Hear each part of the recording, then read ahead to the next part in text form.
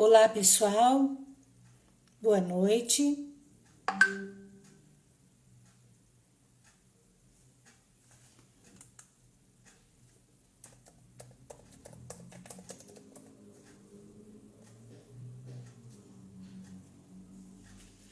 Olá, pessoal. Boa noite.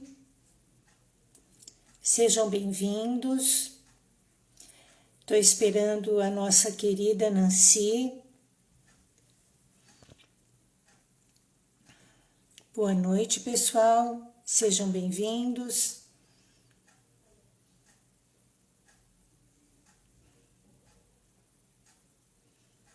Boa noite, pessoal.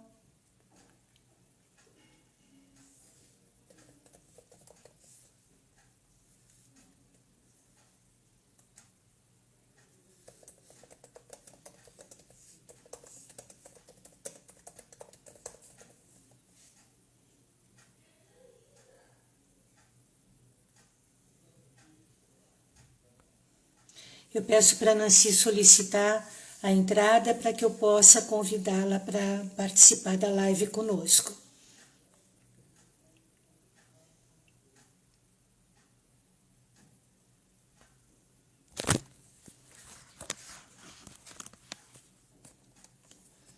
Boa noite, pessoal. Nancy, você pode solicitar para mim, querida, para que a gente possa entrar juntas? Olá, Laís. Olá, Ana Paula. Olá, Cadu. Seja bem-vindo. Vamos aguardar aqui a entrada da Nancy.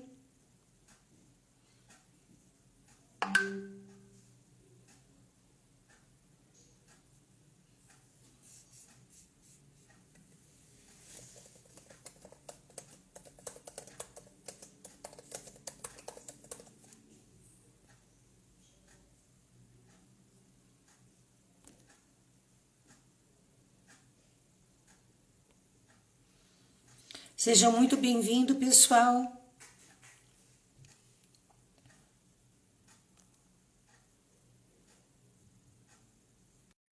A Nancy já entrou, vamos aceitá-la. Espero que seja uma noite bem especial, uma conversa muito agradável. Ótimo. Entrou, Nancy. Oi, tudo bem? Muito bem agora com você, que alegria poder te encontrar novamente. Estou muito feliz, muito emocionada, você é uma pessoa muito querida e fiquei muito feliz de você aceitar o convite nosso, da gente bater um papinho a respeito de um assunto que para nós é tão importante, tão fundamental dentro da psicomotricidade. Muito obrigado por ter aceitado o nosso convite. Eu que estou toda emocionada, eu estou até tremendo de emoção Isso, de querida. estar com você também, que né, conheci você muito e sei do seu potencial, sei do seu valor e fico honrada de ser convidada. Que é isso, que é Hum? isso. Você sabe, Eita! Nancy, na verdade, o convite se deu dentro de uma aula.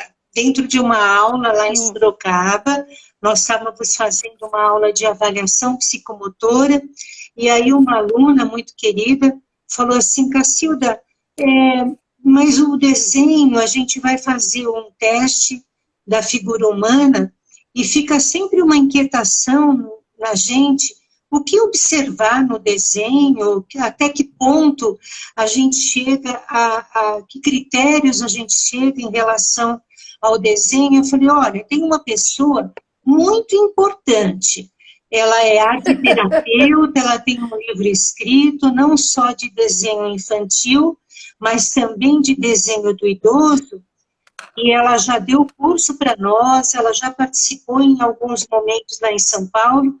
Eu vou convidá-la para ela fazer uma live conosco. Aí, na hora, Eu parei a aula e te convidei e você prontamente aceitou. Ah, no meio da aula você parou No a meio aula? da aula eu parei e falei, olha, vou ver se ela aceita Olha só. fazer uma live conosco. E você foi muito gentil e na hora aceitou. Eu tenho certeza que nossos alunos vão ficar blindados com o teu conhecimento, eles estão aqui conosco, aí nós convidamos mais outros alunos e outras pessoas, abrimos a live aí para outras pessoas, e sempre é muito bom te escutar, Nancy. Eu sou a favor da interdisciplinaridade, eu acho que nós não sabemos tudo, eu acho que sozinho a gente não é ninguém, e nós precisamos contemplar o saber do outro. Nós não podemos nos apropriar do saber do outro, nós temos que compartilhar o saber do outro para nós podermos ser melhores e a cada dia a gente poder oferecer ao nosso cliente, ao nosso paciente, ao nosso aluno, o melhor de nós, tá? Então, eu agradeço muito e tenho certeza que você vai nos ajudar muito aqui com não uma interpretação, nós não vamos fazer aqui nenhuma análise, não é essa a nossa função e não é essa a tarefa do psicomotricista.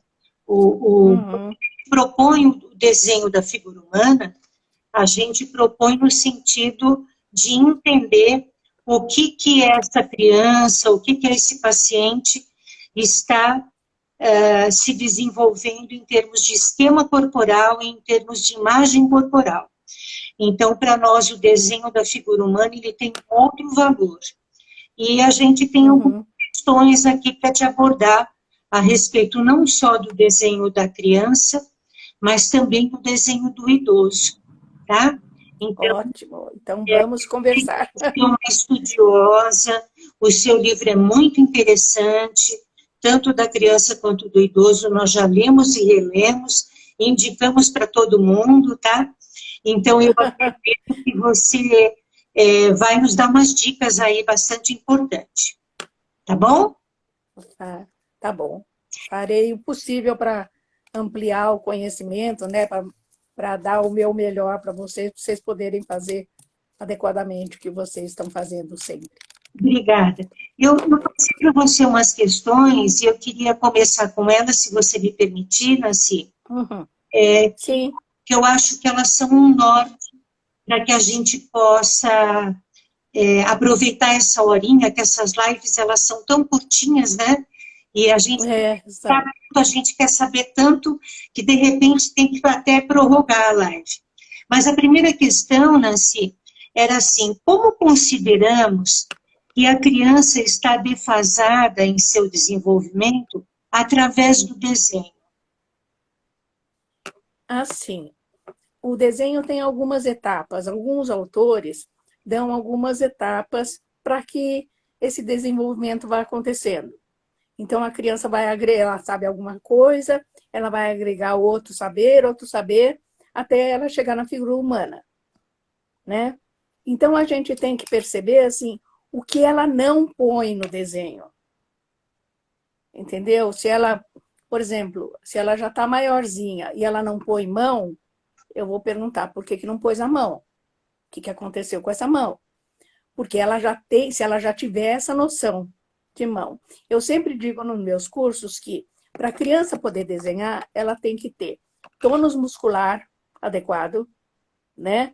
Porque senão ela não segura na pinça do lápis. Ela tem que ter orientação espacial, orientação temporal. Orientação espacial para ela saber se localizar naquele espaço onde ela está. Se é longe, se é perto, se é dentro, se é fora. E a orientação temporal seria para ela saber contar uma história por meio do desenho. Certo. Né? O que é antes, o que é depois, o que é agora. Certo. Né? Então, a criança, ela vai passar, primeiro ela passa para ela faz a garatuja, depois aquela garatuja vai se soltando, vai ficando só um círculo, que não é às vezes fechado, e quando ela faz o círculo fechado, e ela se desprende da mãe, ela é ela e a mãe é a mãe, aí ela consegue fazer o boneco girino. Certo. E o boneco girino é aquele grandão que tem braço saindo do rosto e perninha saindo do rosto também. Certo, Né? certo. Então, aí ela vai, esse boneco girino vai sofrendo uma série de transformações até virar uma figura humana. Exato. Então, assim, a gente tem que perceber, assim, eu penso que o desenvolvimento da criança, ele não é igual para todo mundo. Não, claro que são parâmetros que se tem, né? Então, tem crianças que com 2 anos e pouco já fazem algumas coisas que outras não fazem. certo. Mas, normalmente, né, se a criança não tem algum déficit, algum atraso, ela vai passar por todas essas etapas, às vezes demorando mais, às vezes demorando menos. Certo.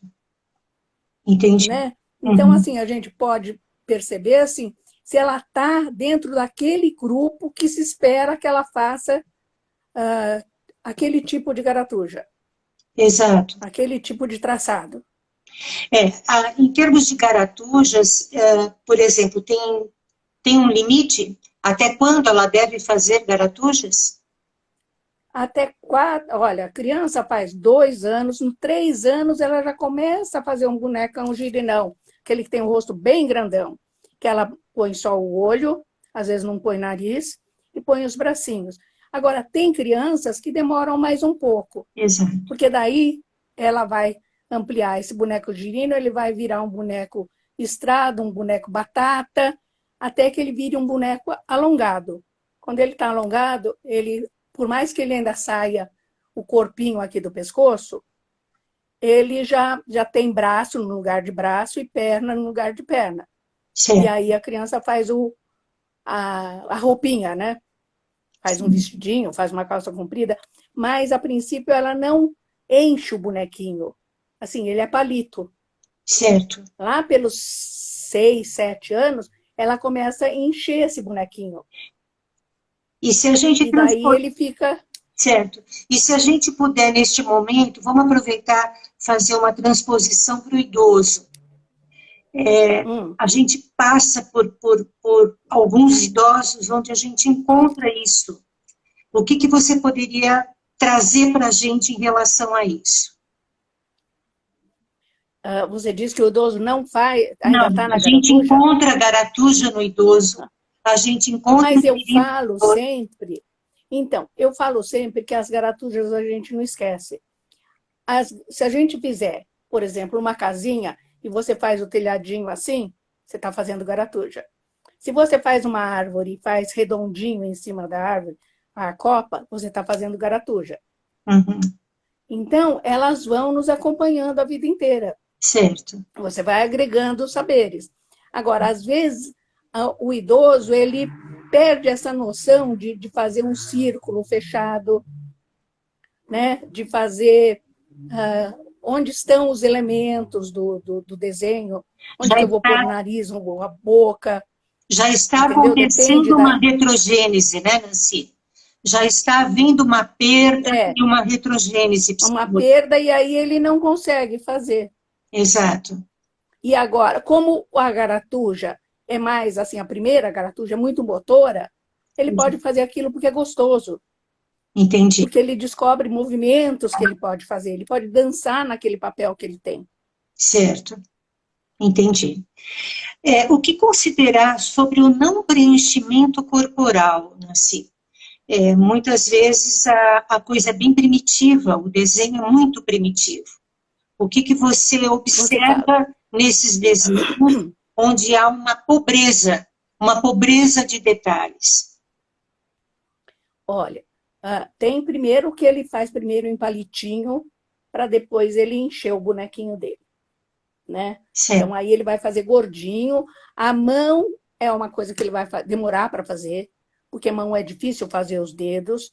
Então, ele sempre vai fazer até uns 6, 7, 6, 5 anos, 5 e pouco. Às vezes, ele faz a mão batatinha, assim.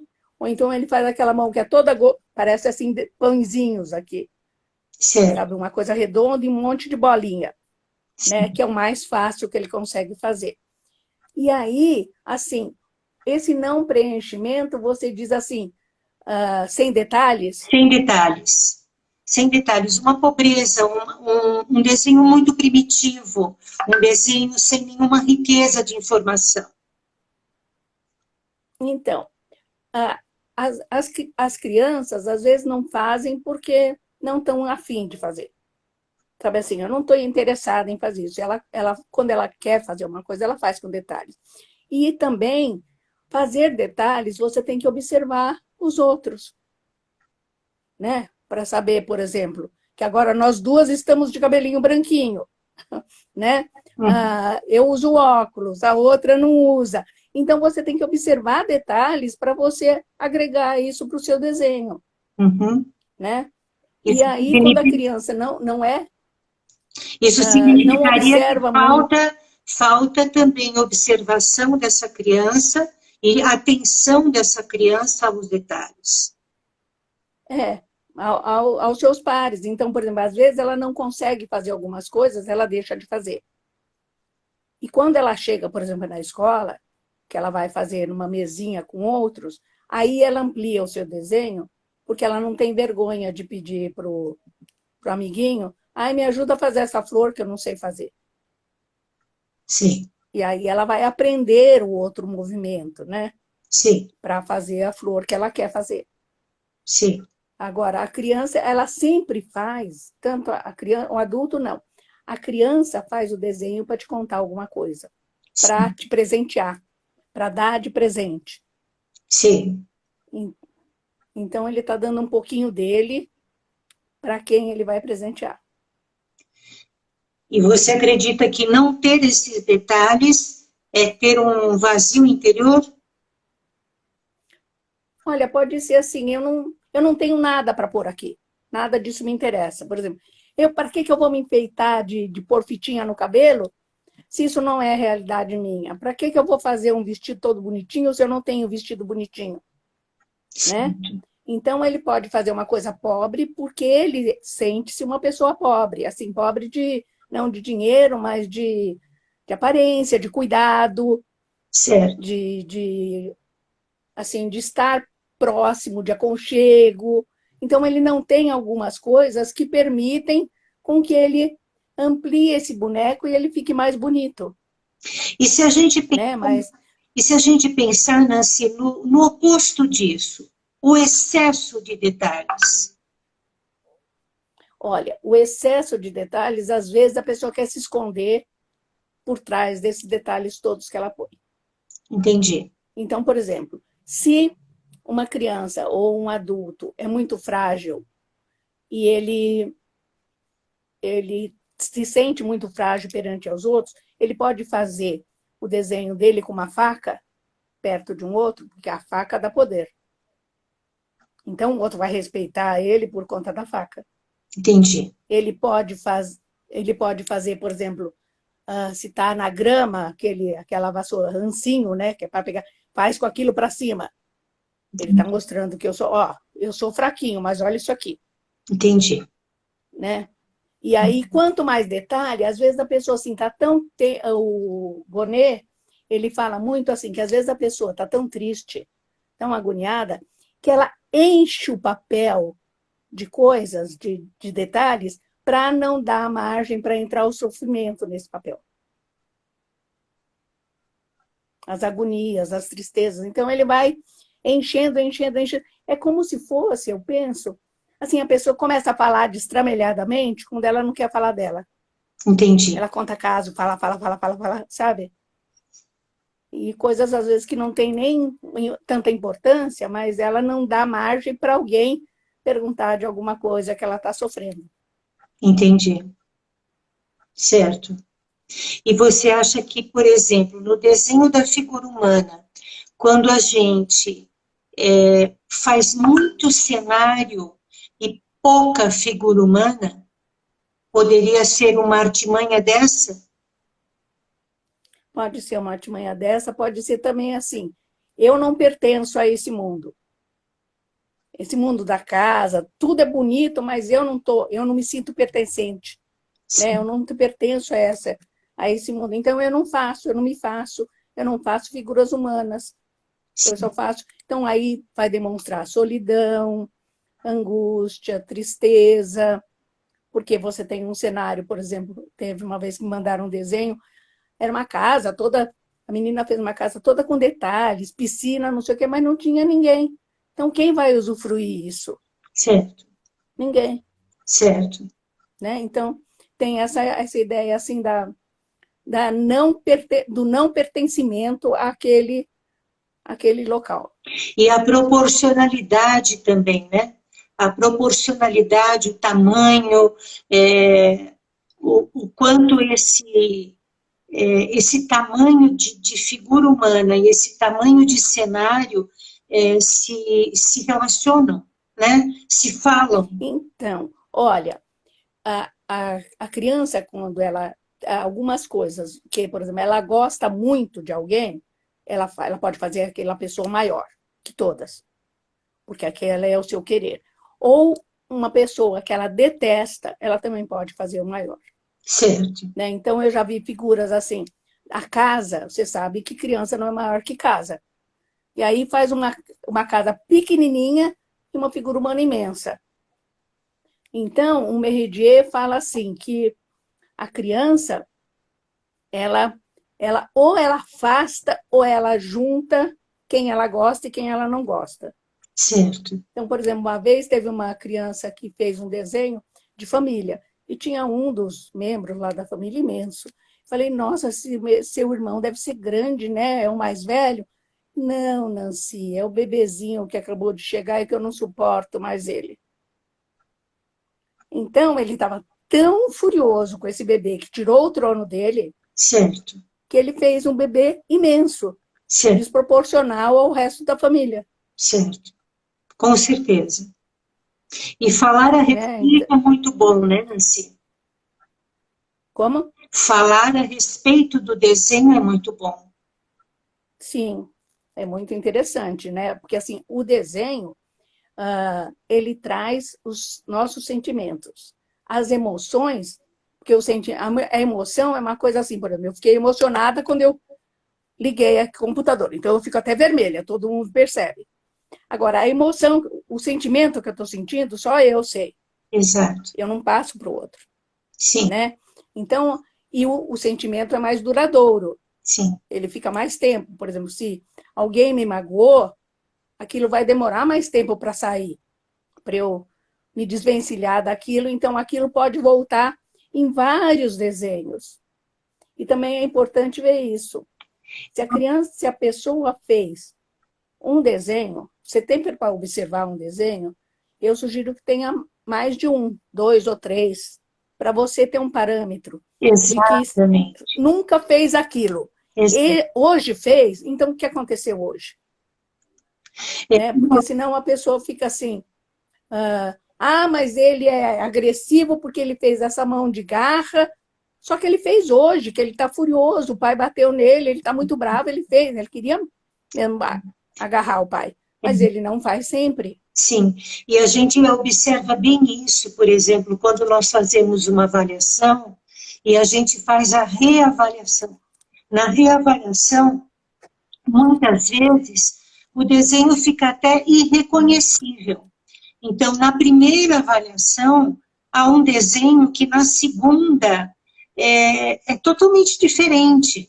Então, é muito importante que a gente repita aquilo.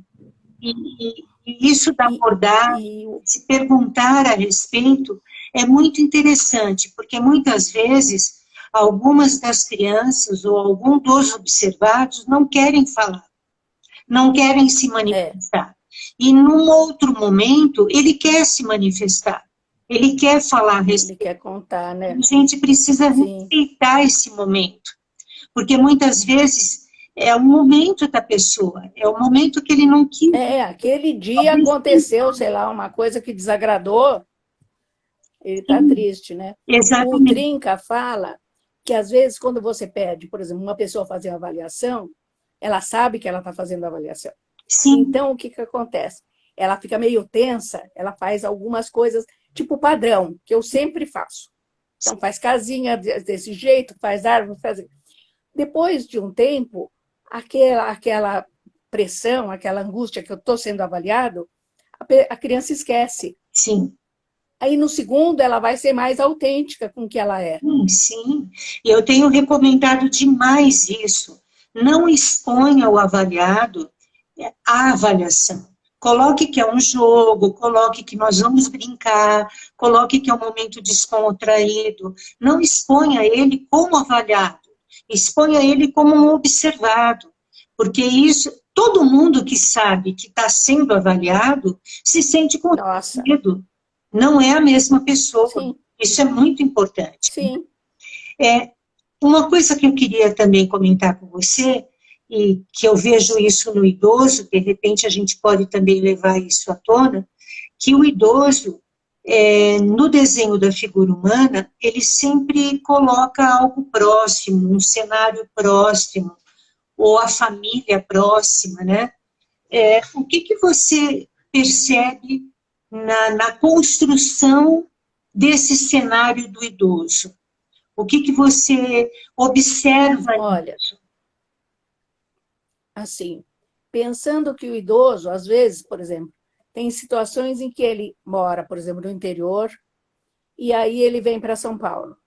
Uhum. Porque o filho resolveu que era bom vir para São Paulo, porque fica perto do filho e tal. Ele é muito inseguro. Então ele tem que sempre ter alguém perto dele. Uhum. Ele não anda sozinho pelas ruas como ele andava lá no interior. Sim. Né? Então ele busca a proteção do outro. Sim. Ele não sabe viver sozinho numa cidade grande assim. Uma época eu fui fazer um atendimento aqui na Avenida Higienópolis, pertinho de casa, e um senhorzinho veio do interior. E para ir no tal do grupo, ele tinha que andar meio quarteirão, ele não tinha nem que atravessar a rua. A pessoa responsável pelo grupo tinha que buscá-lo e levar. Mas era só ele andar reto, ele chegava. Sim. Tanto era o medo que ele tinha de andar pela essa cidade que não era a que ele viveu a vida inteira. Sim, com certeza. E aí o desenho dele foi super engraçado, porque ele fez assim, tudo solto. Tinha um boneco, tinha uma televisão, tinha uma mesa, tinha uma comida, tinha tudo. Quer dizer, está tudo solto na cabeça dele. Ele não consegue se organizar de novo em relação ao espaço, ao que ele pode fazer, ao que ele gosta, porque ele já não está mais no espaço que é dele. Ele saiu do ninho, né? Tá vendo? Ele vai mostrando, olha como eu não estou bem, olha como eu estou perdidão. Estou totalmente perdido. E ele falava assim, eu nem sei por que eu fiz esse desenho tão doido assim, não sei o quê. Eu falava, o que o senhor acha? Eu acho que quis mostrar um monte de coisa para você. Eu falei, pode ter sido. Mas aí não entrei no mérito da coisa, né? Mas, assim, ele estava perdido, totalmente perdido. Sim. E daí, assim, por exemplo, às vezes eles fazem o idoso quase caindo da folha. Assim, porque você caindo da folha é uma coisa que você não quer lidar muito. Tudo que você põe muito nas margens, você não quer lidar muito. Sim. E outra coisa que eu percebo também no desenho do idoso é quando nós podemos implantar um programa de trabalho legal, um programa de atividade física, um programa que mexa com a imagem corporal, e você aplica isso daqui agora e aplica daqui 1 ano, daqui 6 meses. A evolução do esquema corporal, a evolução da imagem corporal, como esse desenho melhora, como esse desenho se reestrutura.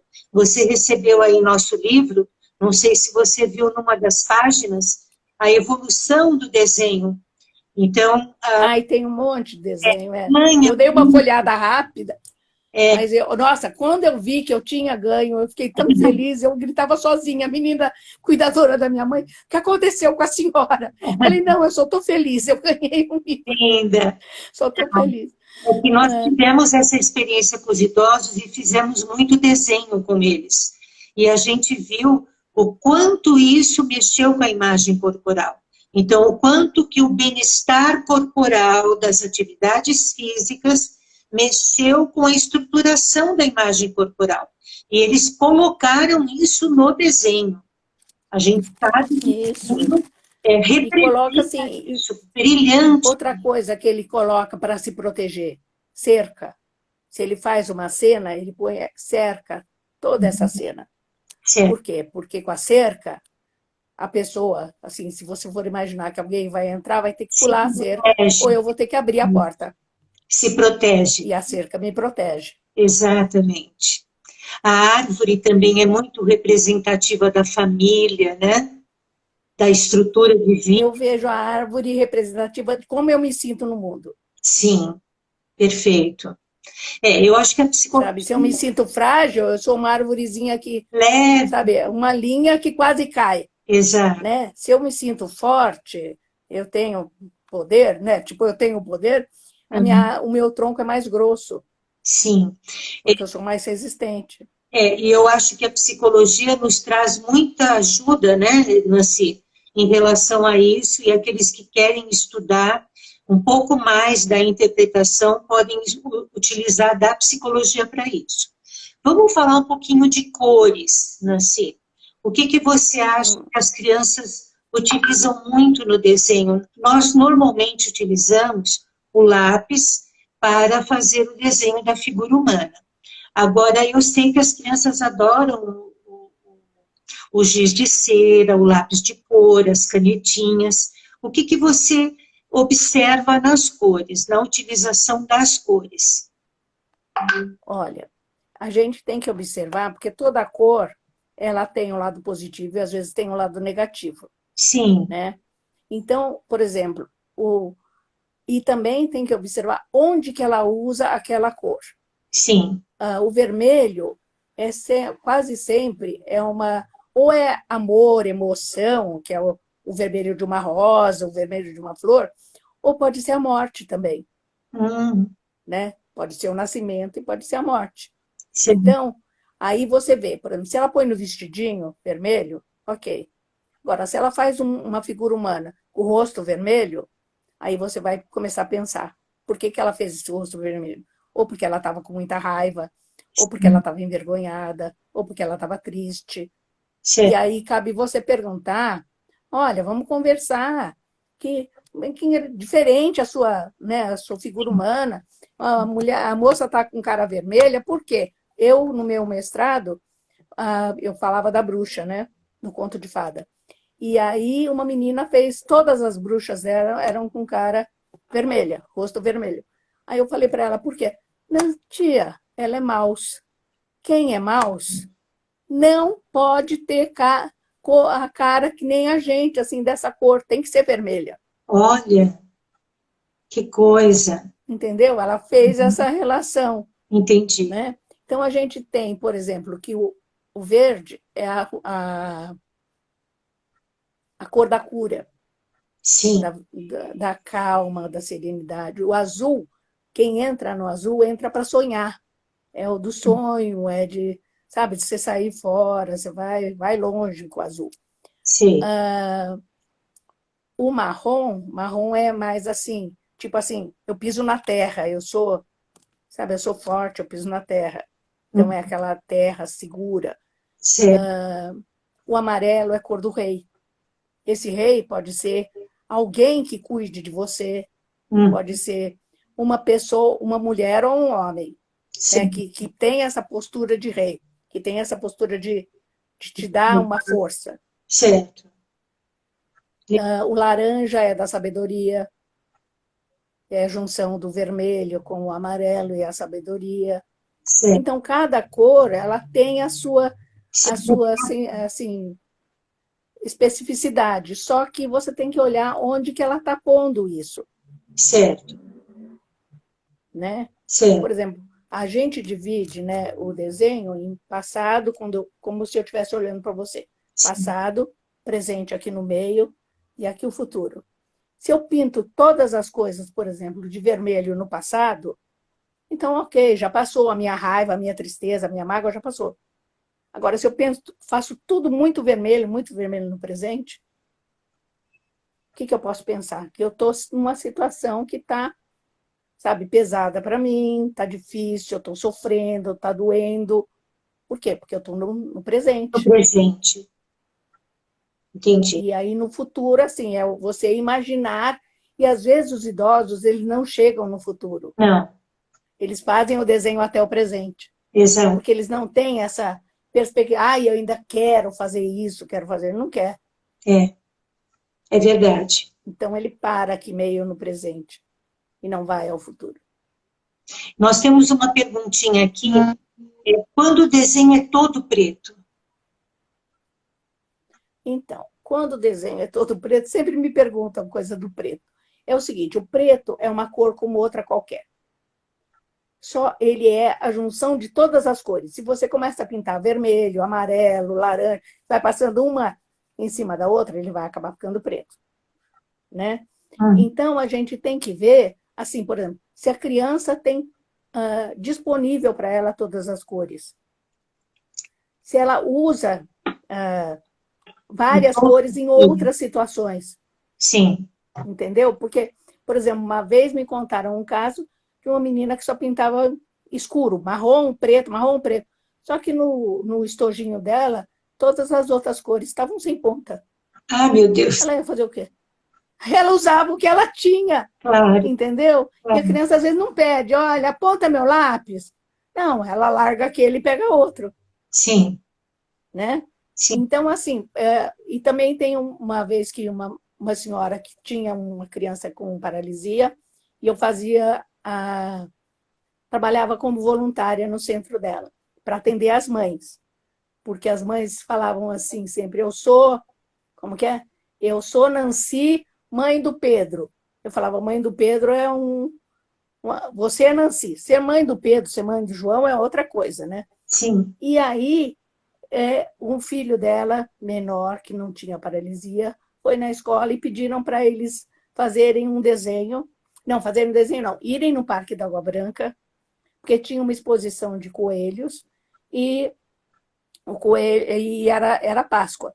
Então, daí foram, as famílias levaram, quando chegaram, ao invés da pessoa pedir para desenharem um coelho, ela já deu o coelhinho pronto, que também não gosto muito, né? Por que não deixar ela fazer o coelho dele, né? Mas deu o coelhinho pronto. Aí ele pegou, pintou todo de preto. Aí a professora falou, nossa, ele deve estar deprimido, o irmão dele tem paralisia, meu Deus do céu. Aí chamou a coordenadora também está deprimido. Ele nunca pintou de preto, olha só, está deprimido. Aí chamou a diretora, chamou a psicóloga, chamou um monte de gente. Aí resolveram chamar a mãe. E aí a mãe perguntou para ele quando chegou em casa, por que que você fez esse coelho preto? Falou, você não viu no parque que tinha uma gaiola, que tinha só um coelhinho preto, coisa mais linda que eu vi? Simples assim, ele gostou. Tem sentido. Assim, a gente não deve dar tanto peso nesse preto. Sim. Né? Sim. É assim, é uma possibilidade. A pessoa pode estar magoada, pode estar triste, pode estar usando preto. Sim. Né? Tem que entender o Mas contexto, necessariamente... né? Ou, por exemplo, um amigo meu, psicólogo, ele estava fazendo uma testagem com um menino que entrou. No começo, todos os desenhos dele eram feitos ele fazia tipo um quadrado e fazia o desenho dentro, muito preto e vermelho e escuro. Conforme ele foi trabalhando com o fulaninho, ele foi tirando o vermelho, tirando o preto e foram aparecendo outras cores. Certo. Então ele percebeu assim o quanto que às vezes o preto pode representar que eu estou muito triste, que eu estou muito magoado. Sim. Mas a gente tem que perguntar também. Tem que entender né? E observar se em outros desenhos ele usa muito preto. Sim. Aqui tem uma pessoa colocando que esses desenhos prontos, né? Cada vez menos as crianças estão querendo pintar. O que você entende disso? Né? O que você... Ai, travou. Deu um... Repete, por favor, para mim, porque deu um tititi na sua voz, eu não entendi. Que cada vez menos as crianças estão gostando de pintar esses desenhos que vêm prontos para colorir. Por quê? Porque não é criativo. Não, né? Sabe? Eu acho assim, que entre você fazer um gatinho e você ter um gatinho pronto para fazer, você não preferia fazer o seu gatinho? Sim. Que é o seu, você pode pôr do seu jeito. Sim. Né? E essa coisa de você pintar, e aí, tipo assim, eu acho que pode, sabe, bem longe, ser interessante para não passar do limite. Mas até aí, qual é o problema de passar um pouco do limite? Com o tempo, ele vai aprender a ficar, né, a não expandir tanto o desenho para ficar no limite. Não é porque tem uma linha ali que ele não vai passar. Ele passa por cima da linha. Sim. Não é? Outra pessoa fez uma pergunta aqui, Nancy. O que significaria uma casa sem porta? Casa sem portas? Olha, a porta significa, assim, quem eu deixo entrar na minha vida. Né? Então, quando eu deixo a porta aberta, entra quem quiser na minha vida. Quando eu deixo a porta fechada, a pessoa tem que bater, e eu tenho que falar, bom, você pode ser meu amigo ou não pode. E quando não tem porta, é uma pessoa muito... Ele não, o mundo fica muito distante para ele não quer saber, ele tá mais focado nele. Casa sem porta, como você entra? Certo. Né? Se você pensar que a casa é a criança. Ele está fechado. Ele não permite que as pessoas entrem na casa dele, mas ele também não sai. Certo. Da casa. Sem dúvida. Agora vamos falar um pouquinho, Nancy, do espaço, da utilização do espaço da folha. A gente falou das cores, falamos da figura, vamos falar um pouquinho da utilização do espaço. Tem desenhos que se localizam bem no centro, outros que se localizam nos cantinhos, outros que saem da folha, né, que extrapolam fora da folha. Cai fora. Vai lá fora. Como que nós podemos observar melhor isso em arte-terapia, essa utilização desse espaço? Olha, depende da criança. Por exemplo, se a criança é muito pequena e você põe uma folha muito grande para ela, aquilo assusta. Tipo assim, ai meu Deus, eu vou ter que pintar tudo isso, por Deus. Né? Então ele vai pintar quase sempre próximo aonde ele está. Certo. Até porque o bracinho dele não chega lá do outro lado. Sim, verdade. Né? Às vezes a criança, se é um papel mais ou menos grande, mas não enorme, ela vai virando aquele papel para ela poder ocupar os outros espaços. Né? Agora, uma pessoa muito tímida, muito insegura, ela provavelmente vai desenhar nos cantos. Nos cantinhos. Para não ser vista, para não ser notada. Uhum. Né? Uma criança mais... Eu sempre digo assim, quando você faz uma árvore, você pede, vamos fazer uma árvore, e a criança faz uma árvore imensa no meio da folha, ela quer aparecer. Uhum. Ela quer mostrar que ela sabe fazer coisas, que ela sabe, que ela tem domínio de algumas coisas na vida dela. Certo. Porque ela se mostrou. Agora, quando você meio que se esconde nos cantos, certo, é porque você não está seguro de estar ali com aquelas pessoas vivendo aquelas situações. Então, é melhor eu ficar bem quietinha. Sim. Do que eu fazer coisa. Ou então, também, tipo, crianças ou adultos que alguma vez na vida fizeram algum desenho e aí a pessoa olha assim e fala assim, nossa, isso é casinha? Uhum. Vou ensinar para você o que é casinha. Pronto, não faz mais. Sim. Ou faz no cantinho ou deixa de fazer. Sim. Porque criança, eu falo assim, criança também não é boba. Ela percebe, né? Ela sabe que tiraram uma da cara dela, que ela sabe fazer e a pessoa não entendeu nada, então ela não faz mais. Sim. Então ela vai eliminando, né, de fazer isso, aquilo, para que o outro não critique. Sim, sem dúvida. E também, ao mesmo tempo, não é tão interessante também você ficar assim, nossa, mas que maravilha, você é o máximo, sabe? Adorei o seu desenho, tá ótimo.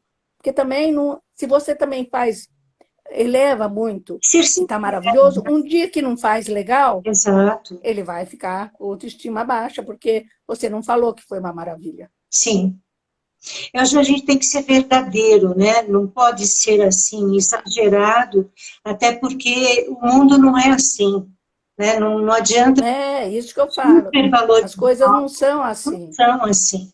Não adianta fantasiar também aquilo que não é real. Tem que ser honesto também com a criança, né? Tá aqui uma pergunta dizendo a falta de chão num desenho onde falta o solo, falta o chão? A criança não se sente apoiada. A pessoa que desenhou não se sente apoiada. Porque a linha da terra, que seria a linha de baixo do desenho, é onde eu me apoio.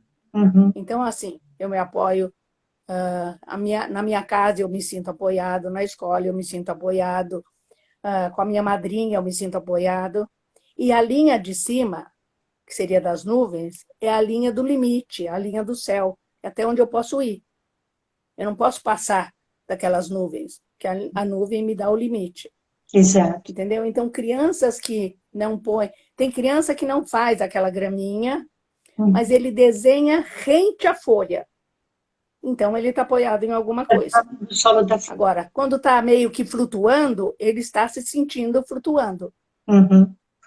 Ele está inseguro, ele não está apoiado, então ele fala as coisas, ninguém dá muito valor, sabe assim? Tem tanta pergunta aqui que eu vou te convidar para dar um pouco, viu, Nancy? Impressionante. Olhos muito grandes, olhos desproporcionais em comparação ao resto do corpo. O olho é por onde eu vejo o mundo. Né? Eu quero saber das coisas, eu quero olhar, eu quero saber tudo. São crianças, às vezes, curiosas. Curiosas. Né? Que quer saber de tudo, tudo quer entender, quer conhecer. Então, ela faz o olhão. Agora, também tem crianças que fazem mangá, que tem aquele olhão.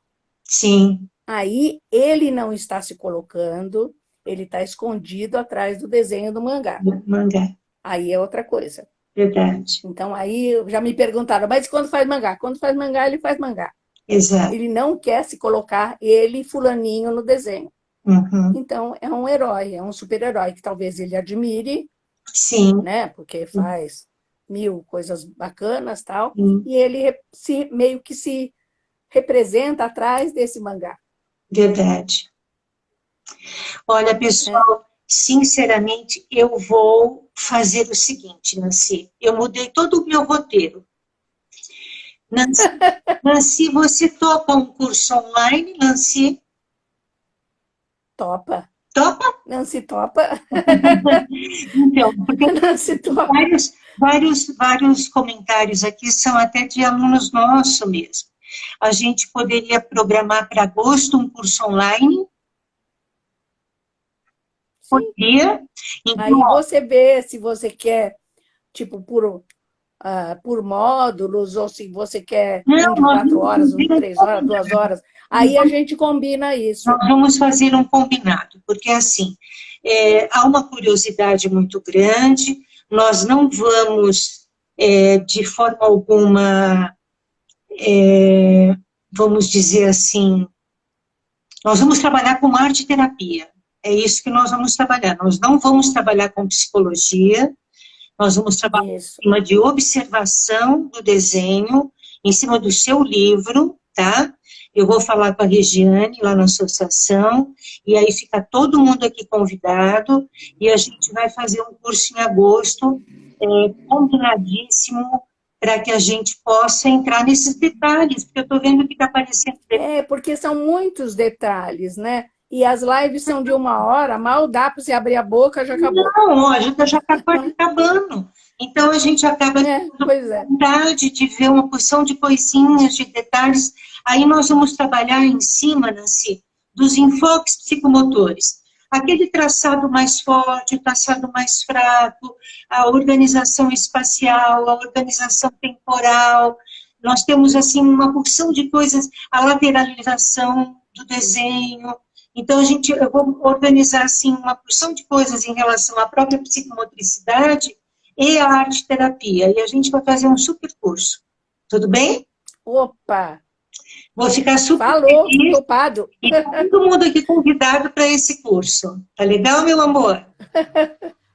Isso, todo mundo. Vamos lá, vamos aprender. Porque, assim, eu acho que é um outro ponto de vista. Sim. Né? Eu quero trabalhar com a psicomotricidade, com o jeito que vocês trabalham, mas agregar o desenho a esse conteúdo. Exatamente. Que um ajuda o outro. Exatamente. Não é? O que nos interessa é exatamente isso, que a gente possa focar a psicomotricidade com a arte-terapia dentro dos trabalhos que nós realizamos, tanto com criança, adolescente, adulto e idoso. Vamos dividir isso em etapas, talvez façamos em 2 momentos, para não ficar muito pesado. Eu vou fazer um planejamento direitinho, divido com você, e aí a gente lança aí para todo mundo, tá bom? Nancy, amei falar com você, meu amor, foi para mim, em São Paulo é feriado, mas foi um feriado que acabou com chave de ouro, tá bom, minha linda? Oh, que bom. Você tá com os olhos cheios d'água? Não, é que eu estou com uma alergia aqui hoje terrível, mas fiquei muito feliz. Bom, eu falei, você mexeu assim, eu falei, ai, ai, ai, ai, ai. Não, eu fiquei muito feliz de falar com você, agradeço sua boa vontade, agradeço a todos que estiveram aqui e fiquei feliz da gente poder fazer essa abordagem observatória e que a gente vai construir um curso bem diferente e todo mundo vai ficar blindado com o seu saber. Tá bom? Oh, muito obrigada, imagine. Pessoal, Eu que fico honrada de estar fazendo mais uma vez trabalhando com você, é muito bom. E que a gente possa em breve também fazer um curso presencial, né? Que essa pandemia acabe Sim, né? E que todo mundo esteja vacinado e a gente possa, por favor, se proteger e possa presencialmente se abraçar e trocar. Porque o que tá fazendo. Eu falo que só pode aglomerar agora nas lives, pode aglomerar nos cursos online. Ali a gente aglomera normal. Verdade. Um beijo no seu coração, um beijo no coração você também. De todo mundo e muito obrigado pelo prestígio de todos aqui, tá? Eu que fico honrada, fiquei muito feliz de ter sido convidada, espero que, me parece que todo mundo gostou, isso me deixa muito feliz também. Tenho certeza né? que sim. E vamos partir para o nosso curso. As perguntas suscitaram a nascer um curso muito especial, psicomotricidade e arte-terapia através do desenho. Ótimo. Tá bom? Olha só, vai ser top. Vai ser. Tá ótimo. Obrigada. Tá bom. Um beijo. Então, beijo. Fiquem com Deus, proteção para todo mundo. Tá, um beijo a todos também. Agora eu vou ficar com mãezinha. Ótimo, um beijo para ela. Tchau, tchau. Tá bom. Então, beijo. Beijos para vocês.